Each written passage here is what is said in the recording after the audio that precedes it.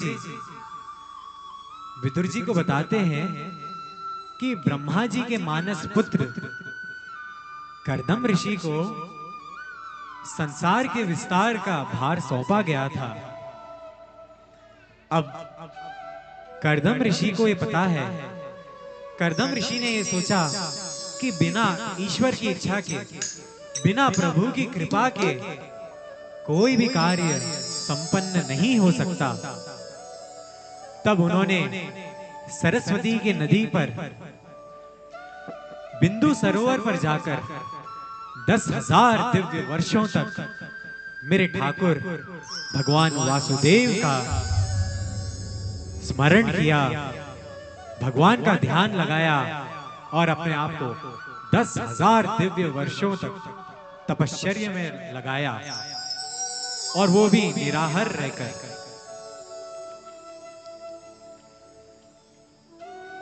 ऋषि की ये दिव्य तपस्या को देखकर भगवान प्रसन्न हुए और उन्होंने ऋषि के समक्ष गरुड़ पर सवार होकर चतुर्भुज रूप में उन्हें दर्शन दिया। हाथों में शंख चक्र गदा और पद्म को लेकर भगवान पीतांबर धारण कर गले तक लटकती हुई एक दिव्य वनमाला, वृक्ष स्थल पर दिव्य कौस्तुभ मणि जगमगा रही थी, और ऋषि के समक्ष आकर उन्होंने कहा कि हे ऋषिवर, मैं आपकी तपस्या से प्रसन्न हूं, मांगो आपको क्या वरदान चाहिए। तब ऋषि ने कहा कि हे प्रभु, मैं गृहस्थ बनना चाहता हूं। मेरे पिता ब्रह्मा जी ने मुझे आज्ञा दिया है कि मैं सृष्टि का विस्तार करूं। तब मुझे लगा कि सृष्टि का विस्तार बिना आपकी अनुमति लिए, बिना आपकी कृपा के अधूरा होगा। इसीलिए मैंने आपकी तपस्या की। हे परमात्मा, हे जगत गिरो, हे प्रभु, मैं आपकी शरण में आया हूं। मैं गृहस्थ बनना चाहता हूं, परंतु गृहस्थ आश्रम में रहते हुए भी ये मैं आपकी सेवा के माध्यम से ही इसे एक सेवा ही समझूं। घर गृहस्थी में फंसकर मुझे बंधन में नहीं पड़ना है। ये गृहस्थ आश्रम भी मैं आपकी सेवा समझकर ही प्रवेश करने जा रहा हूं। तब प्रभु अपनी मीठी वाणी में उन्हें सांत्वना देते हैं, उन्हें आशीष देते हैं कि हे प्रभु, हे मुनीश्वर, आज से तीसरे दिन स्वयंभू मनु और उनकी पत्नी शत्रुपा की एक दिव्य और एक सुंदर सुशील कन्या है, जिनका नाम है देवहूति। वे आपके आश्रम पर आएंगे और देवहूति जी का विवाह आपसे संपन्न कराएंगे। उन्हीं के गर्भ से 9 दिव्य कन्याओं का जन्म होगा और अंततः मैं अवतार लेकर आपके घर में आऊंगा। बोलिए भक्तवत्सल भगवान की जय हो। प्रभु के ये वचन सुनकर कर्दम ऋषि अत्यंत गदगद हुए और उन्होंने उस क्षण का प्रतीक्षा किया जो भगवान ने आज्ञा दिया था।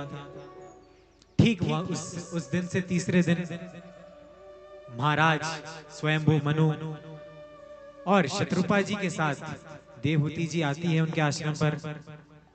मनु जी ने विचार किया कि कर्दम ऋषि ही मेरी पुत्री के योग्य वर है, और नारद जी के उपदेश अनुसार उन्होंने देवहूति जी का विवाह कर्दम जी के साथ में कराया। परंतु कर्दम जी ने एक शर्त रखी। उन्होंने कहा कि मैं विवाह तो करूंगा, परंतु जब तक संतान हो जाती है, जब संतान हो जाएगी उसके बाद मैं पुनः संन्यास आश्रम को स्वीकार करूंगा।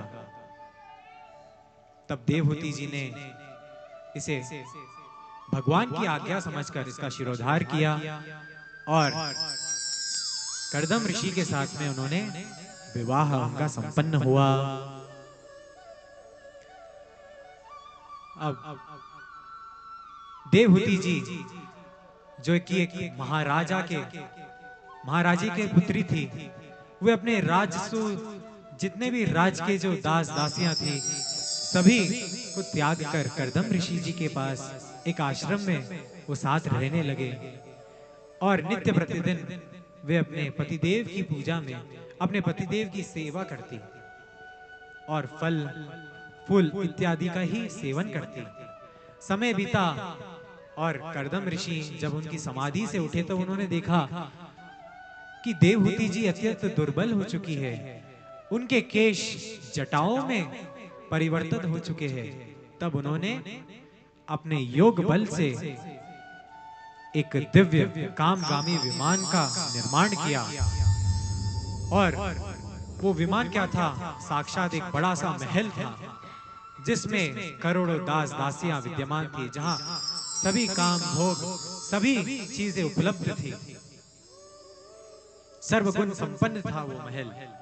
वो विमान पर चढ़ाने से पूर्व कर्दम ऋषि ने देवहूति जी को बिंदु सरोवर में स्नान कराया, जिससे वो पुनः नवयौवना हुई और एक सुंदर स्त्री के रूप में वे प्रकट हो जाती है। अब कर्दम ऋषि और देवहूति जी उस विमान पर चढ़कर उद्यानों वनों में विचरण करते हैं और अपने जीवन को व्यतीत करते हैं। और समय आया जब कर्दम ऋषि ने अपनी पत्नी देवहूति जी की इच्छाओं को पूर्ण कर सके और समय अनुसार 9 दिव्य सुंदर कन्याओं का जन्म देवहूति जी के गर्भ से हुआ और उनका विवाह ब्रह्मा जी की आज्ञा अनुसार ब्रह्मा जी के ही मानस पुत्र मरीचि, अत्रि, पुलत्स्य, अंगिरा, भृगु, वशिष्ठ, अथर्वा इत्यादि से संपन्न कराया गया। और समय आया जब 10वें गर्भ के रूप में साक्षात भगवान मेरे ठाकुर श्री बांके बिहारी देवहूति जी के गर्भ से प्रकट होते हैं। ततश्शवः कालवशेन भाजमानम् जितेन्द्रियं प्रपन्नं परमात्मानं सपुत्रो अजायत प्रभुः।